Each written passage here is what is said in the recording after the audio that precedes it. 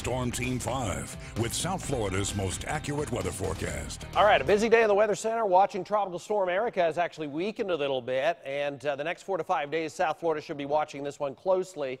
This afternoon, trying to get a little bit better organized, but there's a lot of dry air and a little bit of wind shear with this, so it is struggling. The winds are at 40, so that's a minimal tropical storm at this point, and the low-level center is actually on the northern side of this, so the spin, that core, is well displaced from most of the thunderstorm activity and the convection.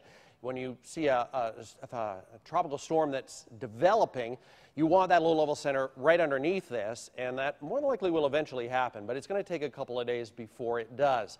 Here's the latest forecast from the Hurricane Center. The wind's at 40, moving west at 20. That's a pretty fast forward speed, so it has to slow down a little, and it is expected to. It'll track just north of the Caribbean. There's Thursday, 2 p.m. winds at 60, so increasing a little bit. Just north of Haiti and the Dominican Republic on Friday at 60-mile-an-hour winds. And then it moves into the Turks and Caicos and then eventually into the Bahamas. So there's Saturday, early weekend, 2 o'clock, 65-mile-an-hour winds. And Sunday afternoon, Category 1 hurricane. And now we are in the error cone, all of South Florida, all of our viewing area for Sunday afternoon. And with error cones, we could have a track or we could have a Sunday position well east of the Bahamas. We could have it here. We could have it way down here. We could even have it out in this area here if it speeds up a little bit. In fact, this Sunday position encompasses all this area here. So this is definitely one we should watch for the weekend. The computer model tracks the next 4 to 5 days. Most of them taking it into the Bahamas are very close and then bringing it just off the coastline. This model here, which of course you'll notice because it's closest to us, is the TVCN.